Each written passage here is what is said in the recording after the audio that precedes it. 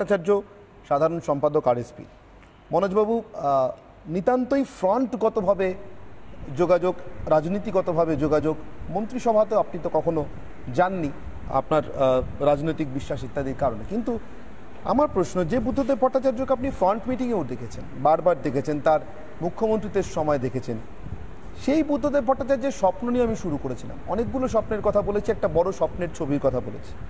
মানুষটি চলে গেলেন, কিন্তু স্বপ্নগুলো কি অপূর্ণ থাকবে বলে আপনার মনে হয়, না এই স্বপ্ন পূরণের কোনো পথ আছে?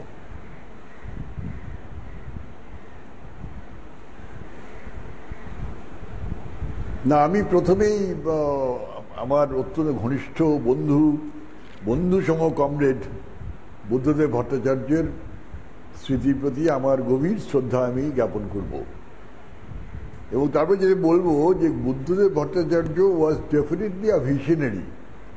উনি দ্রষ্টা ছিলেন এবং উনি দেখতে চেয়েছিলেন, ভাবতে চেয়েছিলেন, বুঝতে চেয়েছিলেন, এবং পশ্চিমবঙ্গের মানুষের কল্যাণ কিসে হবে সে পথটার ভুল না ঠিক আমি সেই মন্তব্যে যাচ্ছি না, তিনি ঐকান্তিকভাবে চেয়েছিলেন। এবং তার সঙ্গে আমার পরিচয় তারও অনেক আগে, উনি তখন মন্ত্রী নন। পশ্চিমবঙ্গের যুব আন্দোলনে আমরা একসঙ্গে কাজ করার সুযোগ আমার হয়েছিল, সৌভাগ্য হয়েছিল বলতে গেলে পরে, ভাগ্যে বিশ্বাস না করে বলতে হয়।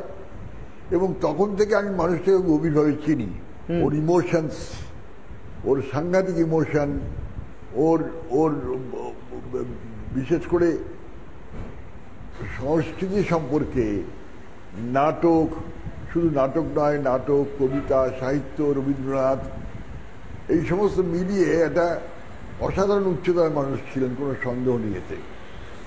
আমরা অনেক সময় তার সতীর্থ হিসেবে শেখার চেষ্টা করতাম, বোঝার চেষ্টা করতাম। তিনি 2001 সালে তিনি যখন মুখ্যমন্ত্রী হলেন, তারপরে উনি একটা বিশেষ জায়গাতে উনি চেয়েছিলেন যে মানুষের সঙ্গে প্রত্যক্ষভাবে সম্পর্ক স্থাপন করি। আমার মনে আছে আমি যখন দিল্লিতে থাকি, উনি ফোন করে বললেন যে একবার এলেই তো আড্ডা মারা যায় খানিকটা। উনি আড্ডা মারতে খুব ভালোবাসতেন, একটু উচ্চ শ্রেণীর আড্ডা মারতে খুব ভালোবাসতেন। ওরা কি পছন্দ অপছন্দের ব্যাপারও ছিল, এটা ঠিক যে আবেগ সম্পন্ন, কিন্তু পছন্দ অপছন্দ ছিল। তিনি সবার সঙ্গে কথা বলতে চাইতেন না বা বলতে ভালোবাসতেন না।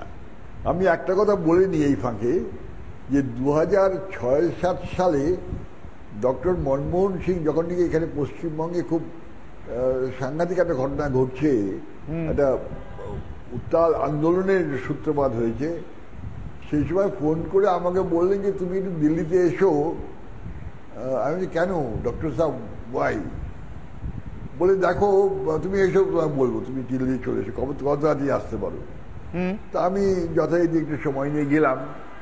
যাওয়ার পরে সাউথ ব্লকে ওর অফিসে উনি ডাকলেন, ডেকে বললেন যে দেখো, he is the only gentleman chief minister in the country. সারা দেশের একমাত্র ভদ্রলোক মুখ্যমন্ত্রী, ওনার যাতে কোনো সমস্যা না হয় সেটা দেখার কর্তব্য তোমারও।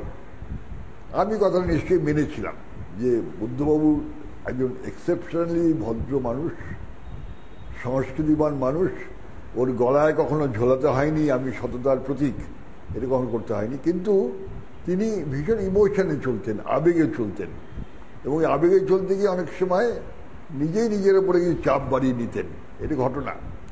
বেশ, আমাকে ডক্টর মনমোহন সিং একটা খুব মজার গল্প বলেছিলেন, মজার ঘটনা বলেছিলেন, অভিজ্ঞতা।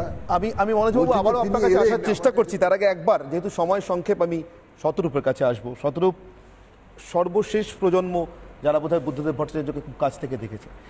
11 সালে যখন আপনি নির্বাচনে লড়ছেন শতরূপ, জীবনের প্রথমবার, তখন আপনার যা বয়স আজকে ওই বয়সী ছেলেমেয়েরা বুদ্ধবাবুর শেষ যাত্রার ছবি তুলছিল। এই স্বপ্নটা নিয়ে কথা হচ্ছে শতরূপ। আমি একটা কথা বলছি অনির্বাণ, যেহেতু তুমি নির্বাচনের কথা বলছো, 11 সালে আমি যখন কসবায় প্রার্থী, কসবার ঠিক লাগোয়া কেন্দ্র যাদবপুর, ওখানে বুদ্ধদা প্রার্থী, তো আমাদের বহু মিটিং মিছিল ইত্যাদি তো একসাথেই হতো, যৌথ প্রচার।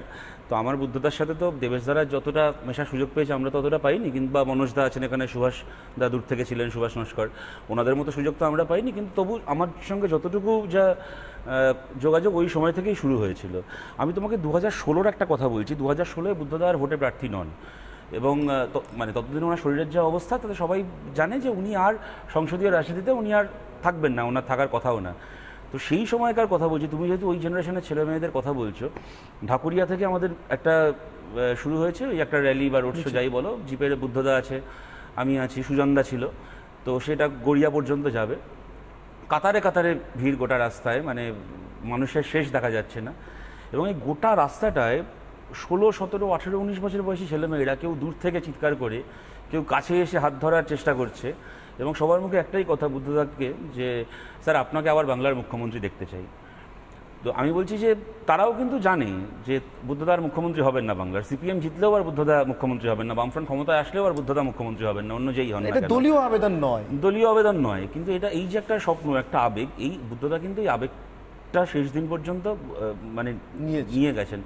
বুদ্ধদা সম্পর্কে আমি একটা তোমার কথা বলি অনির্বাণ, ওনার সম্পর্কে যদি কোনো একটা বিশেষণ সবচেয়ে বেশি ব্যবহার হয়ে থাকে দলমত নির্বিশেষে, তা হচ্ছে সৎ।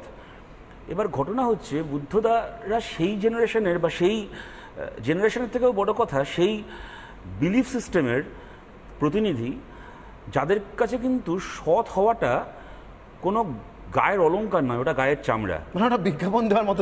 আমি এই অর্থে বলছি যে একজন মানুষ সৎ হবেন এটাই তো স্বাভাবিক, একটা লোক চুরি করবেই বা কেন হঠাৎ করে। সুতরাং আমি সৎ হয়ে বিশ্বব্রহ্মাণ্ডকে উদ্ধার করে দিয়েছি, দেখ তোদের ওপর কত বড় দয়া করেছি, আমি সৎ, এইটা বুদ্ধ দ্বারা বিশ্বাস করতেন না। আমি তোমাকে দেখো অনেক কথা এখন বলা যায়, আমি সেসবের মধ্যে যাচ্ছি না, হ্যাঁ নেই। একটা কথা জিজ্ঞাসা করবো এই প্রসঙ্গে, যেহেতু সময় সংক্ষেপ, গান স্যালুটের কথা আসছে, রাষ্ট্রীয় সম্মানে বুদ্ধদেব ভট্টাচার্য বিশ্বাস করতেন না, তার পদ্মভূষণ না নেওয়া নিয়ে এই স্টুডিওতে তোমার আমার সঙ্গে অনেক বিতর্ক হয়েছে, সেটা অন্য দিনের কথা। গান স্যালুট কি নেবেন তিনি, বা পার্টি কি এটা অনুমোদন করবে? সেটা এখন সরকার থেকে অফার করেছেন, এবার দল পরিবার কি সিদ্ধান্ত নেবে তা ওরা জানাবে আলোচনা করে। তবে দেখো আজকের দিনে এই কথাগুলো বলতে চাই না, কিন্তু যেহেতু প্রসঙ্গটা উঠলো তাই আমি বলছি অনির্বাণ, দেখো ল্যান্ডমাইন থেকে শুরু করে গান স্যালুটে যদি শেষ হয়, তাহলে বলো কে জিতলো কে হারলো? আমার সময় একেবারে শেষ, ঠিক শেষ কথাটা শতরূপ যা দিয়ে শেষ করলেন, আমার মনে হয় এর মধ্যে উত্তরটা রয়েছে, ল্যান্ডমাইন জেতে না। আর যারা রাষ্ট্র ক্ষমতা বলবো না, রাষ্ট্রের আসল ক্ষমতা পরিবর্তনের স্বপ্ন নিয়ে রাজনীতিতে আসেন, তারা নিশ্চিতভাবে রাষ্ট্রীয় গান স্যালুট বা এই সম্মানের জন্য আকাঙ্ক্ষী হয়ে রাজনীতি করেন না, জিতে যান। আসলে আমার সময় একদম শেষ, সঙ্গে নিশ্চয়ই কালকেও আবার চেষ্টা করব ইনক্লুড করার। জিতে যান আসলে এই স্বপ্নের ফেরিওয়ালারা, যাদের স্বপ্ন তাদের শরীরের সঙ্গে কোথাও যায় না, না তাকে কবর দেওয়া যায়, না তাকে পোড়ানো যায়। এই স্বপ্নের শেষকৃত্য ততদিন হবে না যতদিন যেভাবে ভারতের স্বাধীনতা সংগ্রামীদের স্বপ্নের শেষকৃত্য করা যায়নি দেশটাকে স্বাধীন করার আগে পর্যন্ত। পশ্চিমবঙ্গের মানুষ, যুবক যুবতী, তরুণ তরুণীরা স্বনির্ভর হবেন, নিজের রাজ্যে মা বাবার কাছে থেকে ঘরের খেয়ে এখানেই নিজের পায়ে দাঁড়িয়ে নিজের পেশায় থাকবেন, রাজ্য এবং দেশের ভালো করবেন, উন্নতি করবেন। এই স্বপ্নটা সফল হতেই হবে। বুদ্ধদেব ভট্টাচার্য ঠিক তার জন্যই বেঁচে থাকবেন, তার স্বপ্নও বেঁচে থাকবে। অনির্বাণের অগ্নিবাণ এখানেই শেষ করছি। সঙ্গে থাকুন রিপাবলিক বাংলা।